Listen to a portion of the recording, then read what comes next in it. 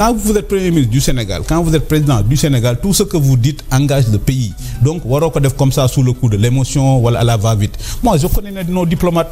Je sais que Premier ministre am na conseil diplomatique. Bu laajoon son conseil diplomatique, le conseil diplomatique lui a dit non, monsieur le Premier ministre. Vous réagissez. Non, il lui a dit monsieur le Premier ministre, cette affaire-là, nous diplomates, on peut le gérer. Je vais appeler mon collègue des affaires étrangères, le SG des affaires étrangères, il va appeler l'ambassade des États, il va appeler l'ambassade des États-Unis. Et puis ñu gérer ko. ñu gérer ko. C'est pas de son ressort, c'est pas de son rang. Moi li ma doon wax pour ñoom way dañu jaay souverainisme. Et c'est pourquoi j'ai dit leur souverainisme est un complexe d'infériorité. Parce que les histoires de visa, des lions qui vont aller aux États-Unis, même SG affaires étrangères ëpp na ci ba premier ministre di ba premier ministre di ci réagir. Donc ci affaire diplomatie, il faut que ñu def ci ndànk. Et puis comme tu dis souverainisme, c'est pas dire que oui les États-Unis nous ont refusé un visa, mais la Chine est là. Le souverainisme surtout ça. Le souverainisme. C'est-à-dire li mu wax ci États-Unis après par ricochet. Moom mel ni ko addu kuy tàgg la Chine. Dans mon tweet là, j'ai dit leur souverainisme textuellement est un refoulement du complexe d'où cette susceptibilité pavlovienne. Xam nga Pavlov dans en termes de la com mooy stimuli réaction. mooy koo xam ne boo ko laalee rek mu réagir. Voilà. Donc Mali, c'est quoi leur souverainisme? Oui, on va chasser les Français, on va faire venir les Russes.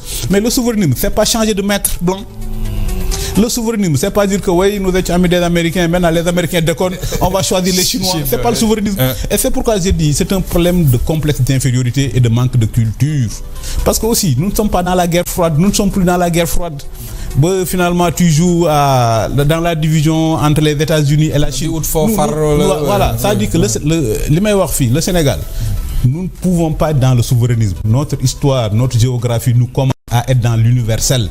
Et c'est pourquoi j'ai dit le président du Sénégal qui a mieux compris le rôle et le rang du Sénégal, c'est Senghor. Enracinement et ouverture. Exactement. Enracinement, ouverture. Boo xoolee carte du Sénégal. J'ai fait un peu de géopolitique. Boo xoolee carte du Sénégal. On a deux portes. Dakar qui est la porte sur le continent atlantique. Notre histoire est liée à l'Atlantique parce que nous sommes sur la côte. Notre histoire est liée au continent. L'autre porte qui mène vers le continent, c'est Tamba.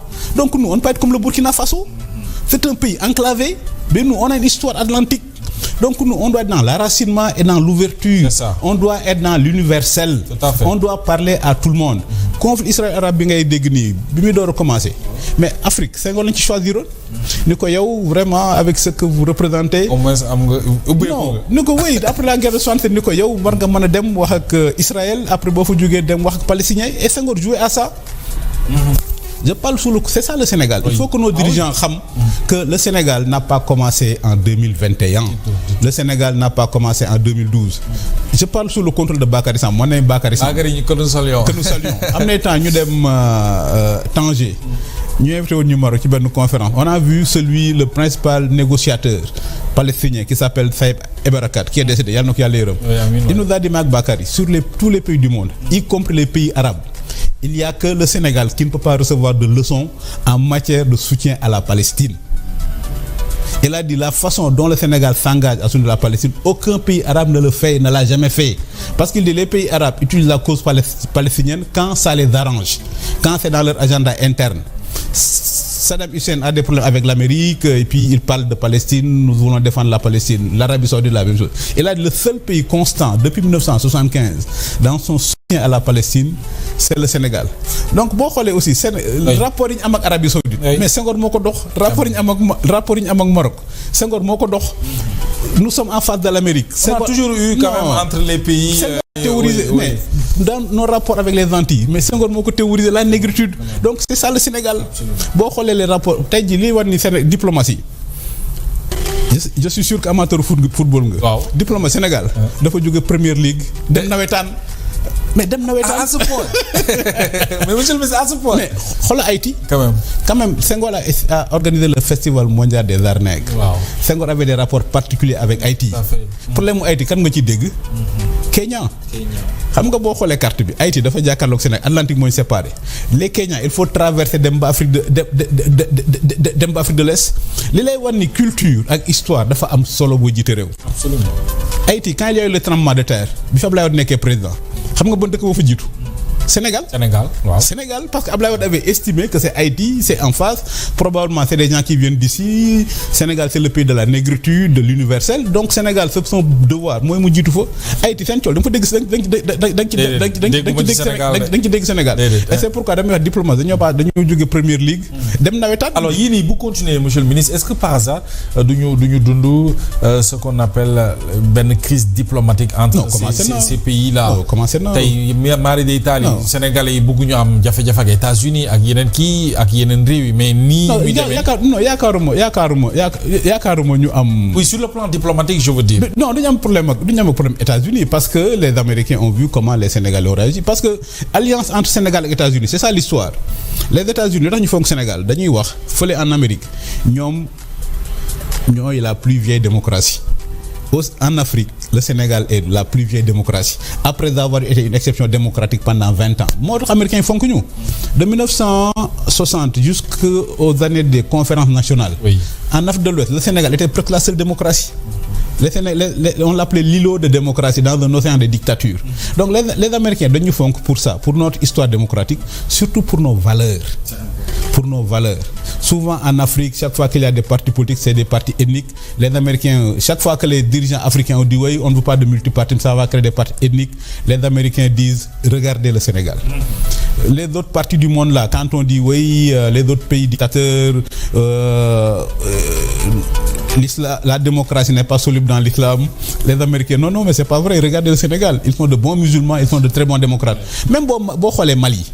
Et c'est pourquoi je suis toujours effondré quand je vois notre président de la République ou notre premier ministre devant les aides de l'AES pour se faire légitimer, pour avoir le désir de reconnaissance de ces gens-là. Le Mali, pourquoi les États de l'AES ne nous aiment pas et ne nous aimeront jamais? Parce que aussi longtemps que le Sénégal restera debout, leur projet n'aboutira pas. Parce que le Sénégal est un contre-exemple. Parce que quand ils parlent de oui, quand vous êtes dans la démocratie, il va y avoir des problèmes, les Maliens disent que non, ça fonctionne au Sénégal. Absolument. Les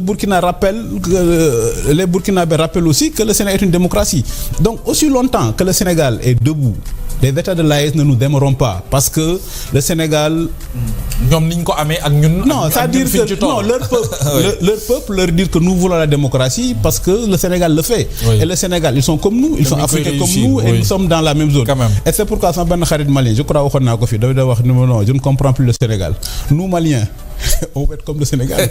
On va avoir une démocratie, liberté de presse, comme vous. Parce que nous sommes presque les mêmes peuples, parce que nous sommes tellement proches que nous avons appartenu à la même fédération. Elle me dit, mais bizarrement, vos dirigeants là, ils veulent être comme nous.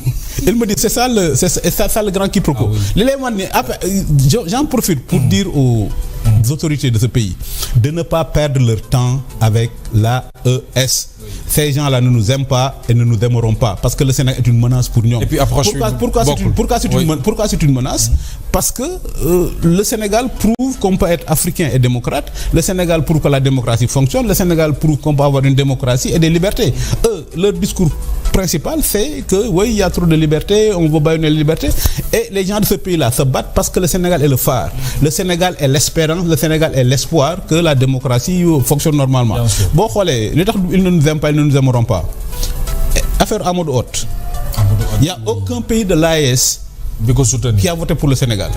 Quand le président de la Bassirou Diomaye Faye prend la grande initiative, une très bonne idée, de commémorer les 80 ans de Thiaroye, aucun État de l'AES n'est venu. Donc il faut que Sonko et Diomaye perdent leur temps. Ces gens-là ne nous aiment pas, ne nous aimeront pas. Parce que aussi longtemps que le Sénégal est debout, leur projet politique est voué à l'échec. Absolument. Alors, monsieur le ministre, il y a une situation qui se passe.